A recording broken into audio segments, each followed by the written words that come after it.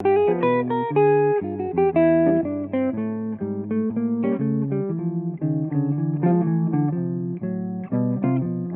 everybody, my name is Larsen. You probably spent a long time improvising over chord progressions, and you spend hours or days trying to learn to solo over songs. But one thing that we kind of leave a little bit uncertain and undefined is, when do we actually know a chord progression? How do we figure out when we know a song and we can move on to something else? So in this video I'm going to go over 4 exercises that I use and that I also give to my students that are really helping in figuring out if you really know a song, or finding places where you can still improve and learn more about this song. And 2 of them are really technical, so they're really about figuring out where the notes are and where the arpeggios are on the fretboard and using that and being free with it. And 2 of them are much more coming from a musical point of view and are more about trying to really hear the chord progression and use that when you're improvising, and also being able to hear phrases on it and play what you hear. If you want to learn more about jazz guitar, improve the way that you solo, or check out some interesting arpeggios or chord voicings, then subscribe to my channel. If you want to make sure not to miss anything, then click the little bell notification icon next to the subscribe button. The chord progression that I'm using in this video is really simple. Of course, you can do this with an entire song, and actually you should be working on entire songs with this. But just to keep it a little bit more compact for this video, I'm just going to use a turnaround. So the turnaround is C major 7 to A7 flat 9, D minor 7 to G7 flat 9. And the scales I'm using on this, so just C major on the C major chord, D harmonic minor on the A7, and then of course C major on the D minor and C harmonic minor on the G7, and back to C. Whenever you're working on a chord progression, then it is really useful to just start working with only playing the chord tones, so only the arpeggios of that progression. Especially because if you want to be able to improvise over, for instance, this turnaround in the 8th position, then you really do want to be able to play the arpeggios of all those chords in that position, because that's what you need. The target notes are most likely going to be the chord tones. Those are the ones that are going to help you play a clear solo where you can really hear the harmony. So you want to be able to do an exercise like this one.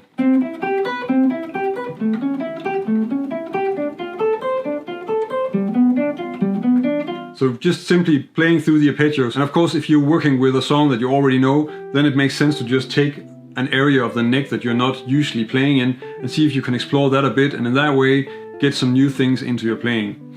The other way that you can work with this, which is also really useful, is to just say, okay, I'm going to try and play a solo, but I'm only going to use the arpeggios. So this is really helping you get an idea about how the chords are moving, which notes to target when you're soloing, so that you can make the changes really clear and that you can really hear that now we're at this place in the chord progression. So if you improvise only using arpeggio tones or arpeggio notes, then that could sound something like this.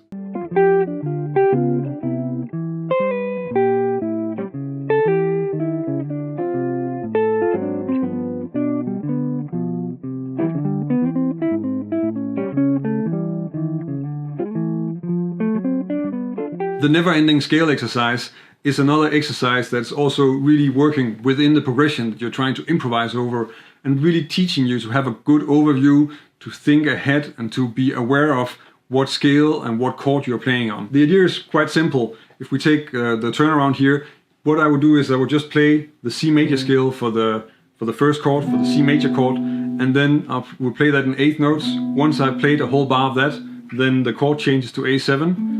And then I would just try and find the closest note in the scale that I'm using on A7, which in this case is a harmonic minor scale, and try to transition to that, and then keep on moving in the same direction. And in that way I have this scale exercise that just changes with the chords, and I always have to think ahead and think about, okay, when is the scale going to change? What new note do I need to start on? And how does the scale look for the next chord? And that's a very useful exercise. Sounds like this.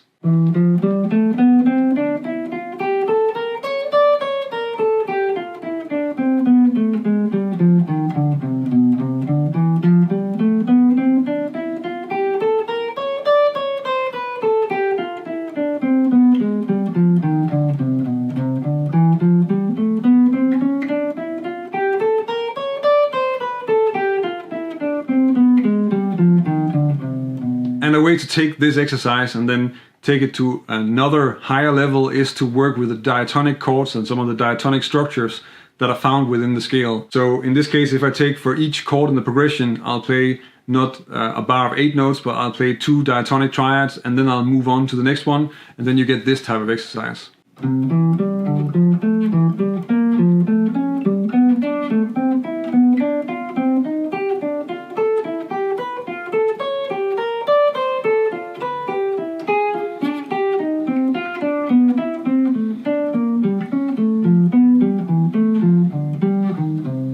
The reason that I can keep on publishing videos every week is that there's a community of people over on Patreon that are supporting the channel. I'm very grateful for their support, and it's because of them that I can keep on making all these jazz guitar and music theory videos. If you want to help me keep making videos, then check out my Patreon page. And if you join us over on Patreon, I can also give you something in return for your support.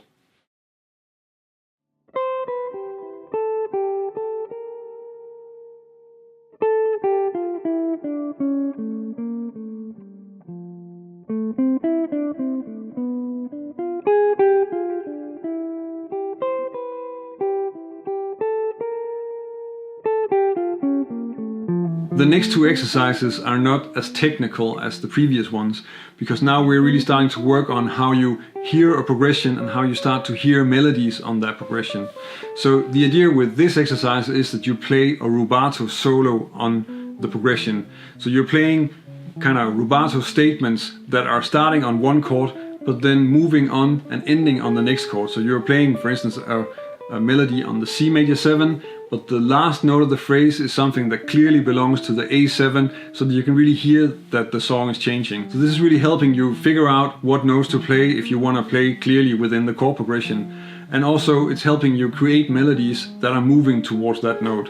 Those are 2 really important things if you want to play over a chord progression. Another thing that is also extremely useful about this is that you have time in between, because you're not playing in time, you're playing rubato, you really have the time to listen to the phrase that you just played, listen for what you want to have and what you want to have follow this, and that way you're sort of taking the stuff that you already played and using that to create the next thing that you're playing, and you're trying to imagine what is going to come, and then you're trying to play that. And this is really useful if you want to be able to play what you hear and connect the different phrases. So this is a very basic exercise to help you play what you're hearing and use that as much as just stuff that's in your fingers.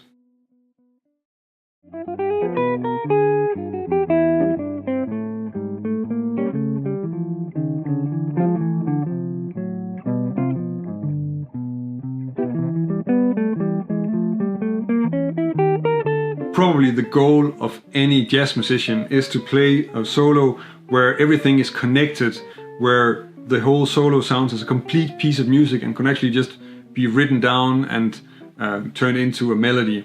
So if you want to achieve that, then of course you need to work on connecting the different phrases that you're playing. And there are a few ways you can do that. One of the best ways to do this is to really start working with motifs. If you listen to, especially if you're a jazz guitar player and you listen to somebody like Wes Montgomery, then you'll hear that he's using motifs all the time. He's really just taking one phrase and then repeating sort of a variation on that phrase, or he's changing it so it fits on the next chord, and still working with this, making a different ending.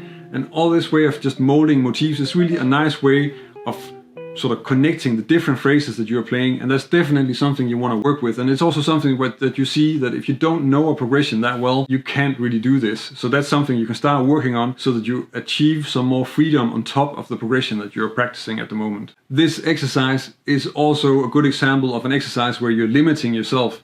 So you take one motif and then you try working with that and try to develop that and take that through the progression in a way that still sounds like a solo. And in that way, you're kind of really getting to the point where you can play anything on that progression. That's really the place you want to be, where whatever you're playing, you can use on the next chord as well, and you can hear what's going on. You have the freedom to just focus on the melody you're playing and not what the chords are or anything like that. Not anything technical, really just thinking about the music. And that's of course where you want to go, and this exercise really helps you get there. What exercises do you think are really useful if you want to learn a song and you want to solo over that chord progression? Or maybe you have an idea about you have to be able to do this, and if you can do that, then you really know the chord progression.